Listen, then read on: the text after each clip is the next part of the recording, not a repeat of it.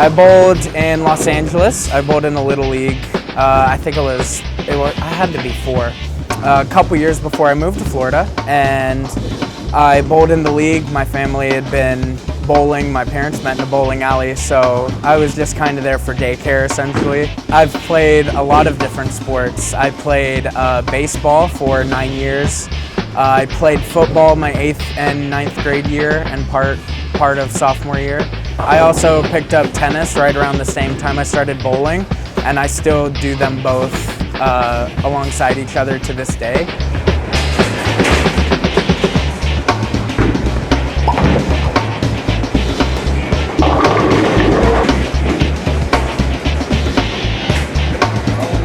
Bowling will knock you down, and sounds ironic because it's a sport about knocking down, but it'll knock you down emotionally, physically, mentally, and you have to find a way to get through it because there are 10 frames in a game, and I can go out, miss 2 spares, and if I strike out the rest, I'm still sitting pretty at the top of any leaderboard I'm on. I've definitely developed a bit of a temper.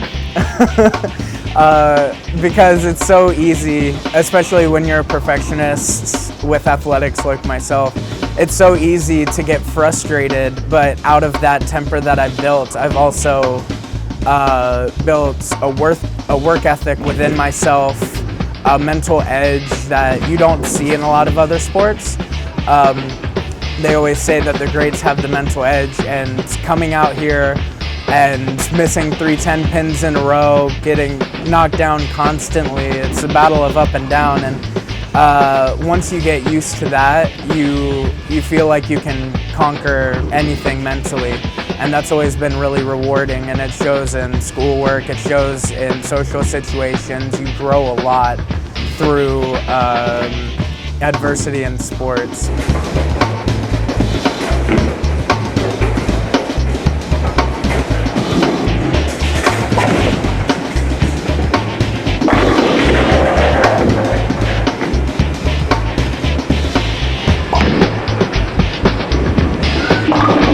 One of the hardest things for me was always trying to keep in mind that bowling isn't completely individually based. That was always so difficult for me, and I don't know why, but you go to a lot of these tournaments and they're singles tournaments, but you come to the high school and it's a team. So now you have a whole different world. Not only am I bowling for myself, but I'm bowling for 4 other guys or 5 other guys, how many we have. The biggest misconception is definitely the athleticism behind it, because it's like golf. It doesn't really look athletic, but it's not about the exertion, it's about the technique. You don't really have to be in tip-top shape. You don't have to be in football shape or anything like that. I mean, Wes Malott, professional bowler, he does not have the body of an athlete at all, but he's one of the best guys on tour because of his mechanics. Deep knee bends, keeping your arms straight, ball in line with your head, all of the modern game techniques, and he does them perfectly. And that's another aspect of bowling that you always have to keep in mind. You watch TV today, they always have a bowling episode. I don't know why, but they have a bowling episode and they're eating nachos, they're drinking beer, and I mean, that happens, but you're still bowling at the end of the day. And I'm not eating nachos at a tournament.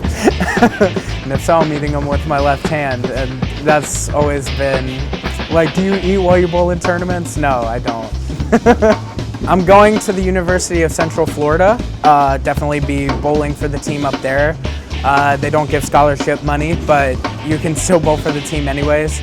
And if bowling's something that I'm going to enjoy for the rest of my life, then that's what I'm going to end up doing.